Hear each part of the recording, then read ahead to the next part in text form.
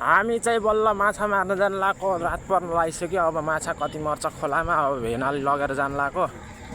माछा मर्यो भने चाहिँ टन्नै आज दरो फ्राई गरेर खानुपर्छ हैन भेना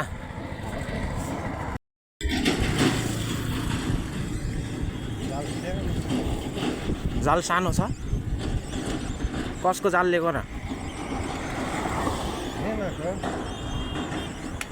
भेनाको को भेनाको तपाईको भेना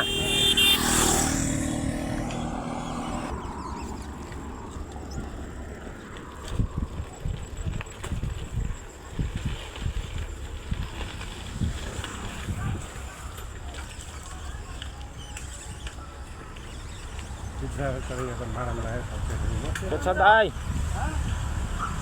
यहाँ त ठेसरै लगाइसकेको छ नि यार हाम्रो गल्लीमा 3 ठेसर अड्या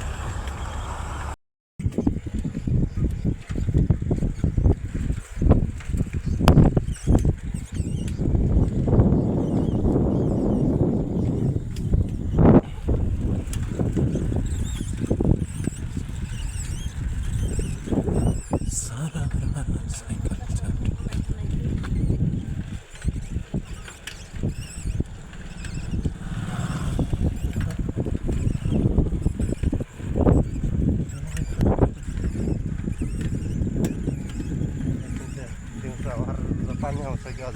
घाम लागेको छ म त पानी आएकै थाहा पाएन भित्र बसेर मोबाइल हेर्दा थिएँ पानी आएकै थाहा भएन एकैचोटि बाहिर निस्किन्छु र त पानी पनि ओभाइसक्ला थियो भुइँको पनि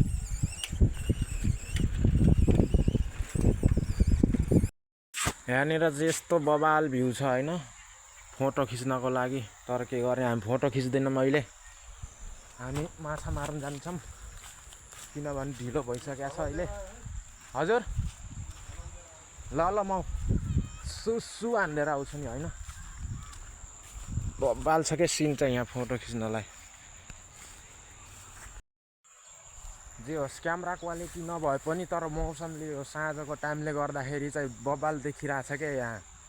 यतादेखि यस्तो उजेल आएछ नि फोकस सिधै यस्तो अनुहारमा पर्छ यतातिर फोटो खिच्नको लागि दामी भ्यू देखिरहेछ हैन खोला चाहिँ हिँडेर छ नजिकै छ अब हामी चाहिँ माछा मार्न म चाहिँ माछा मार्न जाने हो त्यहाँ झोला लिएर जानुपर्छ गएर जाल हानि सक्नुभयो खोइ